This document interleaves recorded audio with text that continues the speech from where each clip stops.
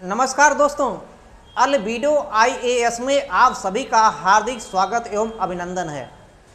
Albedo आप भूगोल से संबंधित टर्मोलॉजी सुने होंगे कि पृथ्वी से जो पृथ्वी पर यानी कि सूर्य से जो ऊर्जा आती है पृथ्वी पर, कुछ ऊर्जा जो है पृथ्वी अवशोषित करती है और कुछ को अवशोषित नहीं करती, बिना अवशोषित किए परावर्तित कर देती है।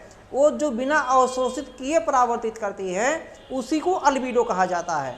इसीलिए और उसकी मात्रा जो है मात्र 2% होता है और यूपीएससी में मात्र 2% ही सेलेक्ट हो रहे हैं। जितने लोग फार्म भरते हैं, एग्जाम भरते हैं या कोई भी एग्जाम, मात्र 2% लोग सेलेक्ट होते हैं। फार्म तो बहुत से लोग भरते हैं, तो वही 2% महत्वपूर्ण रख रहा है। इसीलिए हमने अल्बिडो नाम रखा है। 2% को लाने के लिए, 2% लोगों को छांटने के लिए अल्बिडो आईएएस रखा है। तो अल्बिडो आईएएस में आप सभी का हार्दिक स्वागत मैं करता हूं। फिर से तहे दिल से प्रश्न पूछा गया है और पूछा जा सकता है यूपीएससी में, क्योंकि बेसिक क्वेश्चन है, मेंस का है। अदर स्टेट में भी ये प्रश्न पूछे जाते हैं और पूछे जाने की प्रबल संभावनाएं बनी रहती हैं, क्योंकि इसका हमारे जीवन पर काफ़ी ज़्यादा प्रभाव दिखता है। प्रश्न दिया गया है, महासागरीय लवणता में विभिन्नताओं के कारण बताइए। महासागरीय लवणता में विभिन्नताओं के कारण बताइए और इसके बहुआयामी प्रभावों की चर्चा कीजिए, विवेचना कीजिए। शब्द सीमा भी दे रखा है। तो सबसे पहले समस्या कहाँ पे आता है लोगों को लिखने में? सबसे पहले समस्या ये आता है कि हम लिखें कहाँ से, कैसे लिखें और कहाँ से लिखें। ये तो प्रश्न बहुत ही इजी है, बहुत ही आसान प्रश्न है। तो सबसे पहले देखिए, लिखा महासागरीय लवणता में विभिन्नताओं के कारण बताइए। जो महासागरीय लवणता आप देखेंगे, अगर पूरे पृथ्वी पे बात करें तो कहीं लवणता ज़्यादा है, कहीं लवणता कम। जैसे सबसे ज़्यादा लवणता अगर बात करते हैं विश्व में, वान झील, ये टर्की में है। टर्की माने तुर्की। दूसरे नंबर पे लवणता अगर देखेंगे तो दूसरे नंबर पे लवणता कहाँ पर? मृत सागर, ये जॉर्डन में आता है। तीसरे नंबर पे सबसे ज़्यादा अगर लवणता देखते हैं तो ग्रेट साल्ट झील, ये अमेरिका यूएसए में है। यूएसए माने अमेरिका में है। अगर भारत में सबसे ज़्यादा लवणता की बात देखते हैं तो आपको देखने को मिलेगा चिल्का झील में, जो एक लैगून झील है। तो लेकिन अलग अलग, वान झील में 330% लवणता है, मृत सागर में 240% लगभग है और ग्रेट साल्ट में 100 कुछ है, 130। कहीं लवणता ज़्यादा, कहीं लवणता कम, कहीं बहुत कम। ध्रुवों की साइड में अगर देखेंगे लवणता कम, या उत्तरी गोलार्ध में लवणता ज़्यादा, दक्षिणी गोलार्ध में लवणता कम।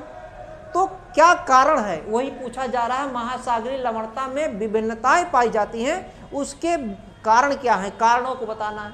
और इसके बहुआयामी प्रभाव, बहुआयामी मतलब इसके अनेक डायमेंशन का, यानी कि अनेक तरह का, हर तरीके से इसके प्रभाव दिखते हैं, उसका क्या प्रभाव रहा है ये बताना बेसिक क्वेश्चन है। तो लिखने का तरीका, सबसे पहले हम क्या लिख देंगे? सबसे पहले आप इसी को डिफाइन कर दीजिए। महासागरीय लवणता क्या है, भूमिका में यहीं आप कर दीजिए। भूमिका जब आप लिखिए, भूमिका में इसी को ला के रख दीजिए। तो सबसे पहले लिखेंगे कि महासागरीय लवणता क्या है। तो महासागरीय लवणता में अगर देखेंगे, लिखेंगे सागरीय जल के, सबसे पहले भूमिका में हम लिखेंगे सागरीय जल के, सागरीय जल के प्रति किलोग्राम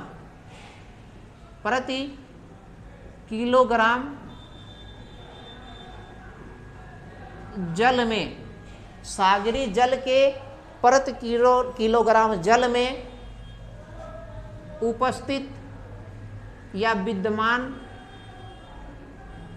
उपस्थित लिखिए या विद्यमान, सागरीय जल के प्रति किलोग्राम जल में उपस्थित या विद्यमान लवण की मात्रा को,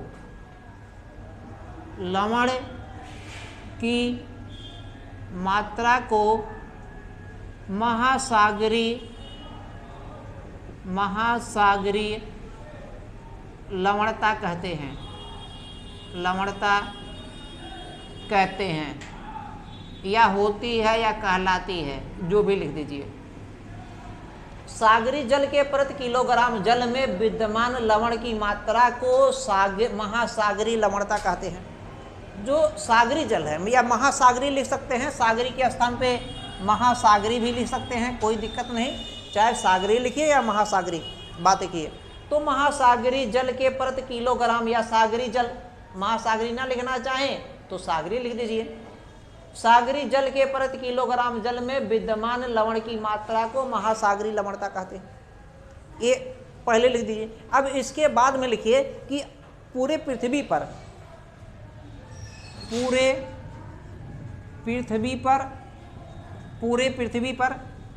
अलग अलग स्थानों पर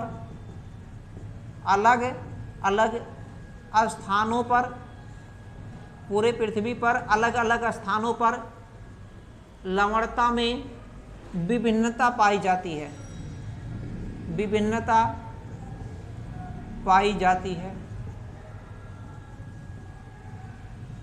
जिसके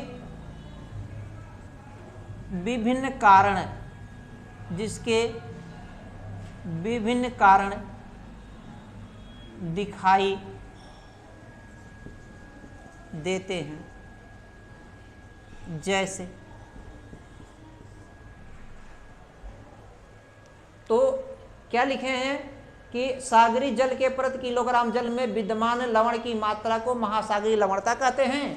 पूरे पृथ्वी पर अलग अलग स्थानों पर लवणता में विभिन्नता पाई जाती है, लवणता में विभिन्नता पाई जाती है, जिसके कई कारण दिखाई देते हैं। यहाँ पे लिख दीजिए जिसके कई कारण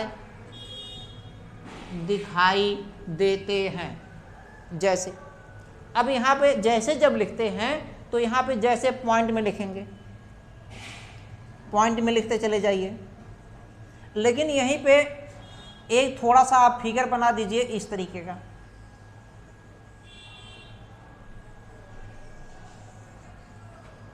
ये पृथ्वी है क्या भैया? पृथ्वी पर अगर ये बात करेंगे, ये भूमध्य रेखा लिख दीजिए, भूमध्य रेखा, ये कर्क रेखा, इतना सब जान ही रहे हैं। और ये मकर रेखा, और ये लिख दीजिए ध्रुव, पोल। ध्रुव में ये साउथ हो गया है, ये नॉर्थ हो गया है, ये ईस्ट हो गया है, और ये वेस्ट हो गया है। यहाँ तक मैपिंग कर दीजिए, यहाँ तक हो गया। अब देखिए मैपिंग करने से आसान हो जाएगा। एक दूसरा फिर आगे एक मैपिंग और बना दीजिएगा थोड़ा सा। बिना मैपिंग के आंसर बढ़िया नहीं माना जाता है। मैपिंग करने से आधा नंबर, 1 नंबर जरूर एक क्वेश्चन पे ज़्यादा मिलेगा। हर सब्जेक्ट में मैपिंग है, इतिहास में, समाज में, जहाँ पे आप देखेंगे हर जगह हर क्वेश्चन पे मैपिंग आएगा। बस आपको मालूम होना चाहिए, जब अभ्यास किए रहेंगे आप तब कर पाएंगे, अभ्यास नहीं किए नहीं कर पाएंगे। अब जिसके कई कारण दिखाई देते हैं, अब देखिए क्या कारण है। अब देखिए सूरज की स्थिति यहाँ से यहाँ तक रहता है। सूरज की स्थिति कितना भूगोल में आप पढ़ चुके हैं कि 21 जून को कर्क रेखा पर सूर्य सीधा चमकता है। 21 जून को कर्क रेखा पर सीधा। 21 जून को देखिए, अगर हमें अलग से जोड़ते हैं तो अंतर्राष्ट्रीय योग दिवस मना जा रहे हैं, ये तो जान ही रहे होंगे। तो 21 जून को कर्क रेखा पर सीधा चमकता है, और 22 दिसंबर को मकर रेखा पर सीधा चमकता है। 21 जून को कर्क रेखा पर। और भूमध्य रेखा पर अगर बात करेंगे तो भूमध्य रेखा पर 2 दिन है। एक है क्या 23 सितंबर है, और दूसरा कौन है 21 मार्च है ना भैया, 21 मार्च है और 23 सितंबर। 21 मार्च और 23 सितंबर और 21 मार्च को 2 दिन भूमध्य रेखा पर सीधा चमकता सूरज। इसका मतलब 21 मार्च और 23 सितंबर को पूरे पृथ्वी पर दिन रात बराबर होता है। इसका मतलब ये कर्क रेखा से मकर रेखा का जो क्षेत्र है ये उष्ण क्षेत्र है, उष्ण कटिबंध जोन है, उष्ण कटिबंध है, उष्ण कटिबंधीय क्षेत्र है ये। इसका मतलब सूर्य की रोशनी इतने साइड में ज़्यादा रहता है, मुख्य रूप से यहाँ पर ज़्यादा रहता है, सबसे ज़्यादा यहाँ पर भूमध्य रेखा पर। तो ज़्यादा यहाँ पर सूर्य की रोशनी पड़ेगा तो गर्मी ज़्यादा होगा, गर्म ज़्यादा, टेम्परेचर ज़्यादा होने से भूमध्य रेखा पर क्या होगा, भूमध्य रेखा पर टेम्परेचर अगर ज़्यादा है तो गर्म ज़्यादा होने से जो समुद्री जल है, नदी का भी, नदी में कितना है ये जल, ज़्यादा नहीं है समुद्र की तुलना में, तालाब में कितना कम है। समुद्र की बात अगर किया जाए, जल की बात किया जाए, समुद्री जल, अग्निसागरी जल, तो समुद्र का जल जो है टेम्परेचर ज़्यादा होने से जल जो है जलवाष्प में बदल जाएगा और जलवाष्प में बदल करके ऊपर वायुमंडल में चला जाएगा। वायुमंडल में विद्यमान जलवाष्प की मात्रा को आर्द्रता कहा जाता है। वायुमंडल में विद्यमान जलवाष्प की मात्रा को क्या कहा जाता है, आर्द्रता। और आर्द्रता का जब संघनन हो जाएगा तो बादल बनेगा और बादल बनेगा तो बरसात होने की अधिकतर संभावना रहती है। कुछ बादल मान लीजिए बहुत ऊपर चला गया, नहीं बरसात होगा, लेकिन अधिकांशतः बादल से वर्षा होता है। तो कुल मिलाकर के जो भूमध्य रेखा वाला जो क्षेत्र है, भूमध्य रेखा वाला क्षेत्र है जहाँ पर वाष्पीकरण भी ज़्यादा हो रहा है लेकिन वर्षा भी उसकी तुलना में ज़्यादा हो रहा है, वहाँ लवणता कम होगा। तो लवणता अलग, अगर भूमध्य रेखा की बात करें, भूमध्य रेखा पर लवणता में कमी पाई जाती है, लवणता में कमी पाई जाती है। भूमध्य रेखा में लवणता में कमी पाई जाती है। अब क्यों कमी पाई जाती है, भूमध्य रेखा पर लवणता में कमी पाई जाती है? क्योंकि भूमध्य रेखा पर वर्षा अधिक होती है, अत्यधिक वर्षा होने से जो वर्षा का जल होता है वो शुद्ध जल होता है, शुद्ध जल होता है, उसमें लवणता नहीं होता है। तो इसलिए भूमध्य रेखा के क्षेत्र में लवणता में कमी पाई जाती है। वर्षा, इसका मतलब जिन क्षेत्रों में वर्षा अधिक होता है, ऐसे भी लिख सकते हैं, जिन क्षेत्रों में वर्षा अधिक होता है उन क्षेत्रों में लवणता में कमी पाई जाती है। जैसे भूमध्य रेखीय क्षेत्र, भूमध्य रेखा के या विषुवत रेखा के इर्द गिर्द का क्षेत्र, ऐसा भी लिख सकते हैं, या ऐसा लिख सकते हैं विषुवत रेखा पर लवणता में कमी पाई जाती है क्योंकि यहाँ वर्षा की मात्रा में पर्याप्त वृद्धि पाई जाती है, ऐसा भी लिख सकते हैं। चाहे उस तरीके लिए चाहे इस तरीके की बात देखिए, इसको नोट करें, हम आगे हटा के चलते हैं, फिर इसको मिटा करके आगे बढ़ते हैं। नोट कर लीजिए, हटे। अब अगला पॉइंट हम लिखेंगे, अगला पॉइंट लिखेंगे क्या, देखिए दूसरे पॉइंट पे अगर हम बात करते हैं, जिन क्षेत्रों में वर्षा में कमी होता है वहाँ पे लवणता ज़्यादा, जिन क्षेत्रों में वर्षा में कमी वहाँ कमी होता है, वहाँ लवणता अधिक मात्रा में होता है, अधिक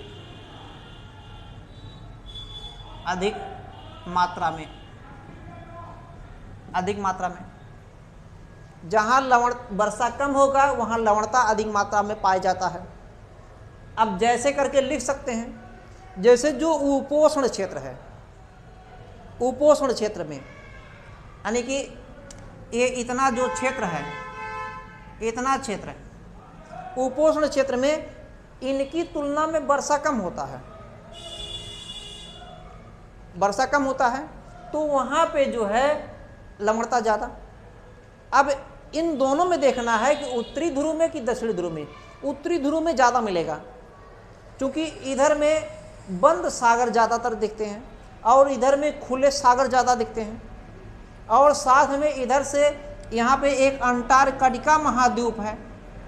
अंटार्कटिका महाद्वीप जो है श्वेत महाद्वीप है, कैसा है? श्वेत महाद्वीप पूरी तरीके से बर्फ से ढका हुआ ग्लेशियर है। ग्लेशियर का जो बर्फ है वो जब पिघलेगा, पिघलने से वो ठंडा जल, शीतल जल, यानी कि बहुत कम लवणता का या नाम मात्र के लवणता का काम करता है। तो लवणता, इस बर्फ के पिघलने से लवणता की मात्रा में कमी आ जाता है दक्षिण की साइड में, और खुला सागर है तो इधर में लवणता कम, इधर में लवणता ज़्यादा। तीसरा चीज अगर लिखते हैं कि जिन क्षेत्रों में या जिन जोनों में लिख सकते हैं, जिन क्षेत्रों में वाष्पीकरण ज़्यादा होता है, वाष्पीकरण अधिकतम होता है, जिन क्षेत्रों में वाष्पीकरण अधिकतम होता है वहाँ वाष्पीकरण यानी कि जल कैसे वाष्प ज़्यादा हो बनता जा रहा है लेकिन वर्षा कम हो रहा है। वाष्पीकरण तो ज़्यादा हुआ, बादल नहीं बना उस स्थान पे, बादल दूसरी जगह बन गया, वाष्पीकरण ज़्यादा हुआ। ऐसे क्षेत्रों में वहाँ पर लवणता अधिक मात्रा में पाया जाता, लवणता अधिकतम होता है, अधिकतम पाया जाता। जहाँ पे वाष्पीकरण अधिकतम होगा वहाँ लवणता अधिकतम। अब भूमध्य रेखा पर वाष्पीकरण भी ज़्यादा है लेकिन जितना वाष्पीकरण है उससे कहीं ज़्यादा वर्षा हो जाती है,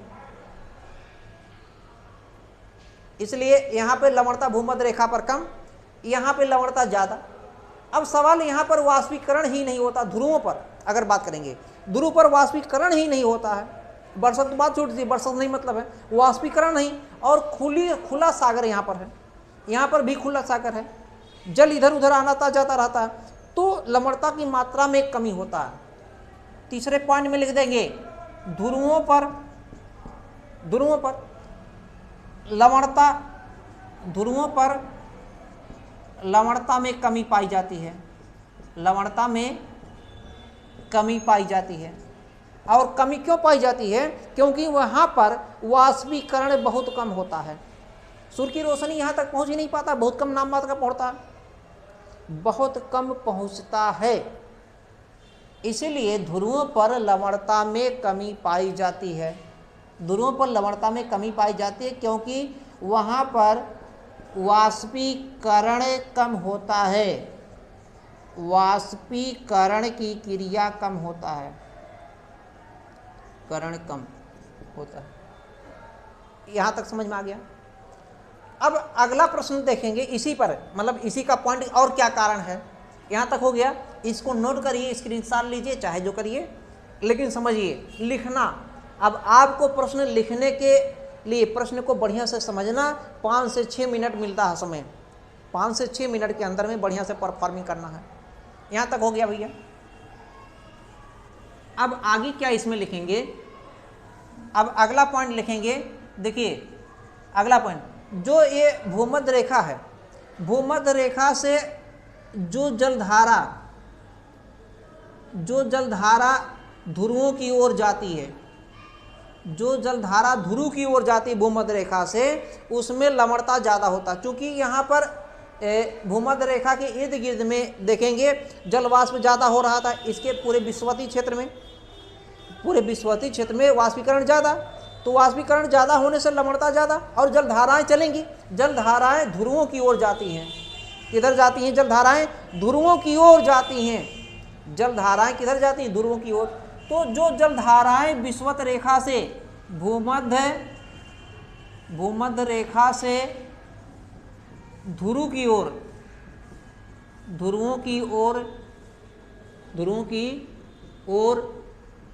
जाने वाली जलधाराओं में, भूमध्य रेखा से ध्रुवों की ओर जाने वाली जलधाराओं में लवणता अधिक होती है, अधिकतम होती है। तो भूमध्य रेखा से जो ध्रुव की ओर जलधारा जाती है उसमें लवणता क्या होती है? अधिक होती है। जबकि इसी पॉइंट में लिख दीजिए या दूसरा पॉइंट लिख दीजिए, दूसरे पॉइंट में ध्रुव से या ध्रुवों से भूमध्य रेखा की ओर, बार बार भूमध्य न लिखिए, विषुवत लिख सकते हैं, विषुवत रेखा की ओर आने वाली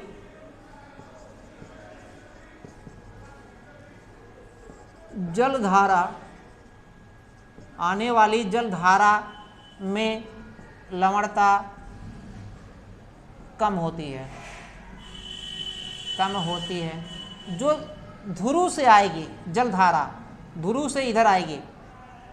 अब इस फिगर में नहीं, एक दूसरा फिगर बना दीजिएगा ऐसे, इसी तरीके का रहेगा, इस तरीके का फिगर बना दीजिए, ऐसे दिखा दीजिए, ऐसे इधर में ऐसे एक दूसरा फिगर। तो जो ध्रुवों से, ध्रुव हो गया, जो ध्रुव से जलधाराएं विषुवत रेखा की ओर आएंगी वो उसमें लवणता जो होती है कम होती है। क्यों होती है कम? क्योंकि इधर में खुला सागर होता है और जल वाष्प की मात्रा, जल का वाष्पीकरण बहुत कम होता है, इसलिए यहाँ पर लवणता कम होता है। और इधर से जो जलधाराएं आती हैं वो कम लवणता के साथ आती हैं।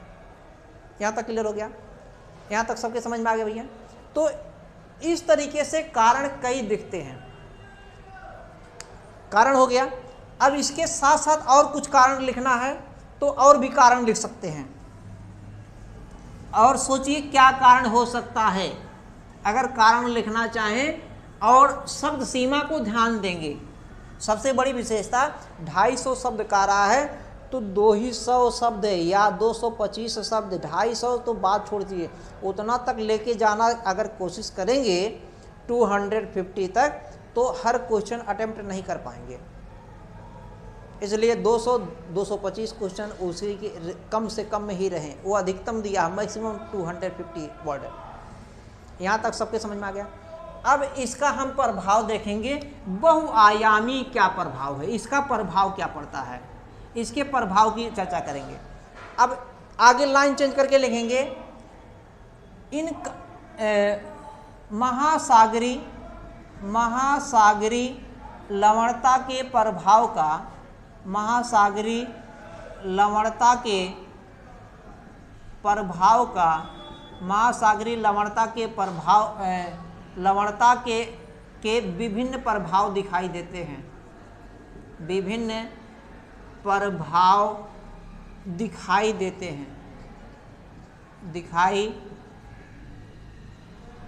हैं। महासागरी लवणता के विभिन्न प्रभाव दिखाई देते हैं। अब क्या प्रभाव दिखाई देता है इस पे चर्चा करते हैं। देखिए इसमें हमने बताया, यहाँ पर इसको समझने की कोशिश कीजिए। ये पूरा का पूरा पृथ्वी है, पूरा का पूरा पृथ्वी, भूमध्य रेखा है, कर्क रेखा, मकर रेखा, ये साउथ पोल है और ये नॉर्थ पोल है। जब यहाँ से जलधाराएं आती हैं, अब सपोज करिए यहाँ पर उत्तरी अमेरिका है और यहाँ पर दक्षिणी अमेरिका, इस तरीके का है। उत्तरी अमेरिका दक्षिणी अमेरिका की अगर बात करते हैं तो यहाँ पे देखेंगे इस तरीके का एक लेब्राडोर की जलधारा है। कौन सी जलधारा? लेब्राडोर की जलधारा, ये ठंडी जलधारा है। ध्यान दीजिए, जो ध्रुव से भूमध्य रेखा की ओर जलधारा आती है वो ठंडी जलधारा होगी, और जो भूमध्य रेखा से ध्रुवों की ओर जाए, चाहे इधर चाहे उधर, भूमध्य रेखा से ध्रुवों की ओर जाने वाली रेखा जलधारा जो होती है वो गर्म जलधारा होती है। तो ध्रुव की ओर से आ रही है ठंडी जलधारा, लेब्राडोर की जलधारा, कनाडा के पास में लेब्राडोर की खाड़ी, लेब्राडोर जगह है, तो लेब्राडोर की जलधारा ये ठंडी है। और इधर में गल्फ की जलधारा कैसी है? गल्फ, मैक्सिको की खाड़ी के पास से होकर जाती है। तो ये गल्फ की जलधारा, इसमें लवणता ज़्यादा है, इसमें लवणता कम है। कम लवणता और ज़्यादा लवणता वाले जब गर्म और ठंडी जलधाराएं टकराती हैं तो यहाँ पे एक कोहरे का जैसा निर्माण होता है। कोहरे का निर्माण सुने होंगे। तो इसका मतलब यहाँ पर जो है एक सुने होंगे, कौन सा बैंक बनता है? डागर बैंक बनता है कि डोवर बैंक बनता है? कौन सा बैंक बनता है? यहाँ पर गल्फ की जलधारा और यहाँ पे जो है गल्फ स्ट्रीम की जलधारा दोनों टकराती हैं, एक बैंक बनता है। डोवर जल संधि नहीं है, हाँ, डोअर बैंक है कि डागर बैंक है? डोअर बैंक, एक बैंक बनता है डोअर बैंक है, संभवतः मान लीजिए नहीं जान रहे हैं तो भी छोड़ दीजिए। तो यहाँ पे ठंडी जलधारा, यहाँ पे गर्म जलधारा जब मिलती हैं तो यहाँ पे एक कुछ कुहरे का निर्माण होता है, यानी कि अनुकूल पर्यावरण होता है, जिससे प्लैंकटन नामक जीव आता है। कौन से जीव आते हैं? प्लैंकटन।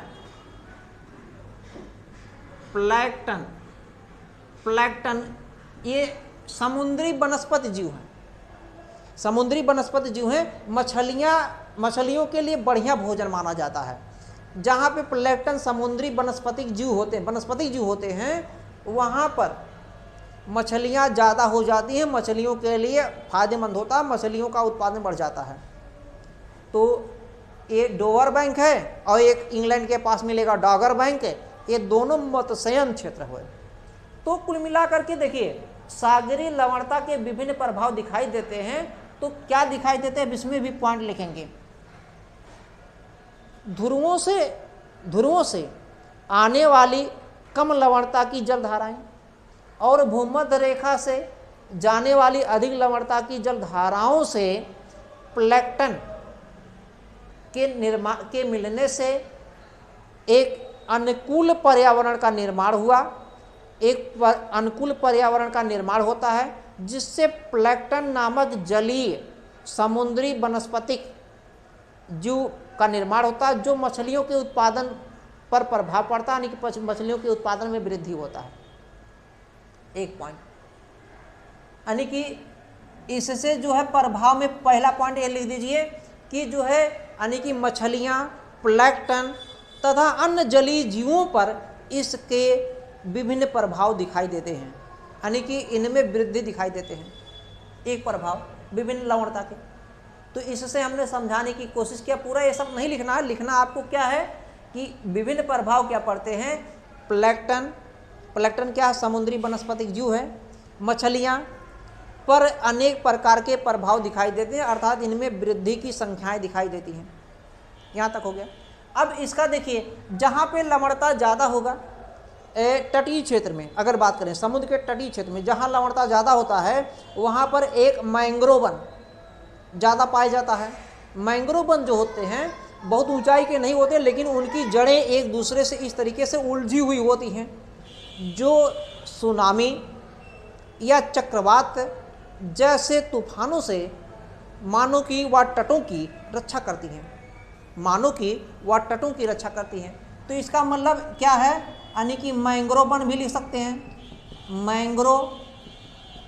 मैंग्रोव वनों पर प्रभाव, मैंग्रोव यानी कि लवणता अधिक होने पर मैंग्रोव वन, लवणता अधिक होने पर मैंग्रोव वन पर प्रभाव, पूरा लिख दीजिए।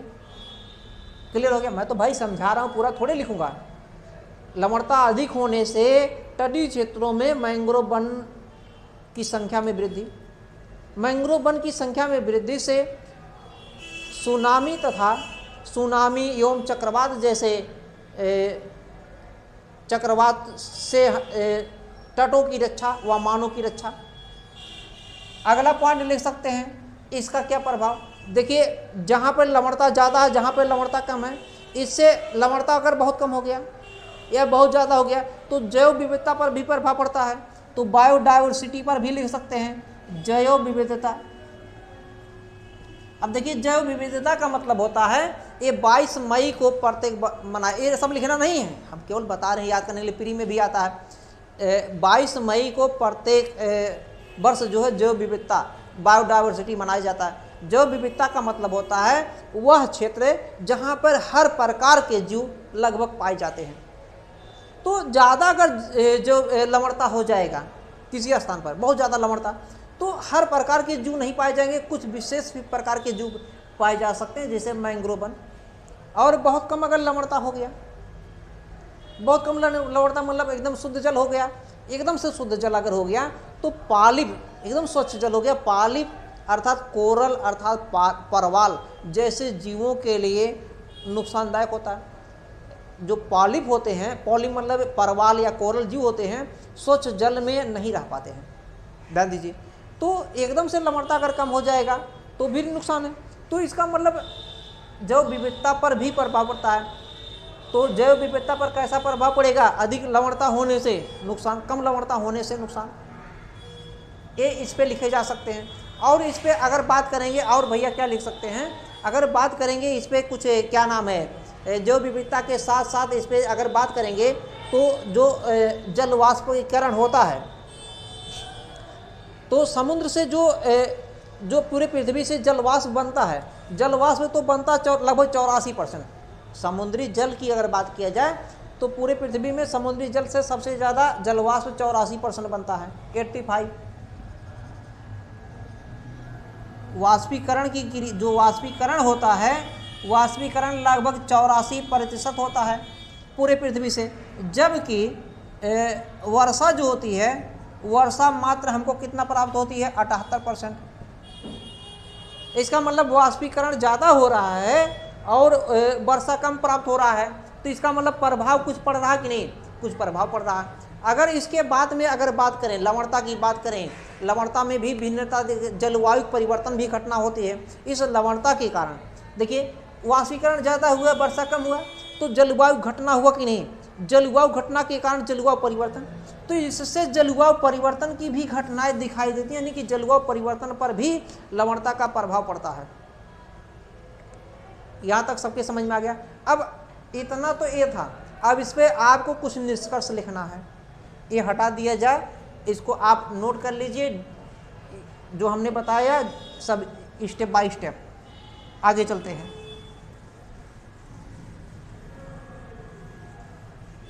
अब इसमें हमको लिखना क्या है? इसमें कंक्लूजन करना है। तो कंक्लूजन क्या करेंगे? इसमें हमको लिखना है कि ये सब जो है इस प्रकार से, या निष्कर्षता लिखिए, इस प्रकार से या निष्कर्षता जो है महासागरीय लवणता के विभिन्न कारणों के साथ साथ इसके विभिन्न प्रभाव दिखाई देते हैं, विभिन्न प्रभाव दिखाई देते हैं। अतः हमें पर्यावरण में संतुलन बनाए रखने के लिए, पर्यावरण संतुलन बनाए रखने के लिए कुछ कार्य करने की आवश्यकता है। या इसीलिए अंतर्राष्ट्रीय स्तर पर जो है, अभी हमने जैसे बताया, जैव विविधता के संरक्षण के लिए 22 मई को प्रत्येक वर्ष मनाया जा रहा है। आर्द्र भूमि को संरक्षण करने के लिए जो है 2 फरवरी को विश्व आर्द्रता दिवस मनाए जा रहे हैं।